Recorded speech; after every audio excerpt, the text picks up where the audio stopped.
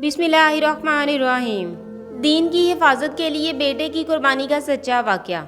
आपका बेटा आज शाम तक का मेहमान है, इसका कोई इलाज नहीं। डॉक्टर के ये अल्फाज सुनकर मौलाना रूमी रो पड़े। अपने बेटे को घर ले आए। घर में खड़े अपने बेटे की तीमारदारी कर रहे थे कि दरवाजे पर दस्तक हुई। मौलाना साहब दरवाजे पर गए। बाहर एक बूढ़े शख्स को खड़े पाया। आप रहमतुल्लाह अलैहि ने सलाम व दुआ के बाद पूछा, बाबा जी खैरियत से आए हो? वो कहने लगा, खैरियत से कहाँ आया हूँ, हमारे इलाके में एक कादियानी आया हुआ है, वो लोगों को गुमराह कर रहा है, पूरी उम्मत गुमराह हो रही है और आप घर में खड़े हैं। मौलाना ने जैसे ही ये बात सुनी, आप रहमतुल्लाह की आंखों से आंसू बह पड़े। बीवी से फरमाया, बीबी मेरा बैग कहाँ है? बीवी ने बैग उठा कर दिया और आप रहमतुल्लाह अलैहि हाथ में बैग पकड़े घर से रवाना होने लगे। बीवी ने दामन पकड़ लिया और कहने लगी, मौलाना आखिरी लम्हात में अपने नौजवान बेटे को इस हालत में छोड़कर कहाँ जा रहे हो?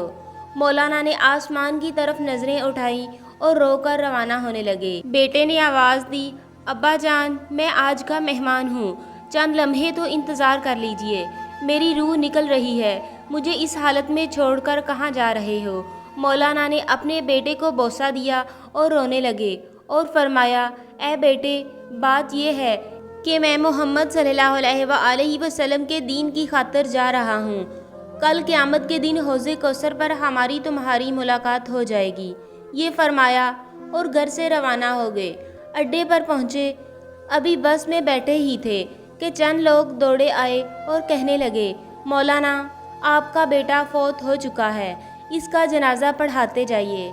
मौलाना ने आसमान की तरफ नज़रें उठाई और रोकर फरमाने लगे, जनाजा पढ़ाना फ़र्ज़ कफ़ाया है और उम्मत मोहम्मद सल्लल्लाहु अलैहि वसल्लम को गुमराही से बचाना फ़र्ज़ आइन है।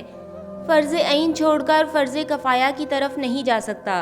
फिर वहाँ से रवाना हो गए। इस इलाके में पहुँचे, अल्लाह ताला ने कामयाबी अता की। वो कादियानी मुबल्लिग भाग गया। मौलाना 3 दिन के बाद घर वापस आए।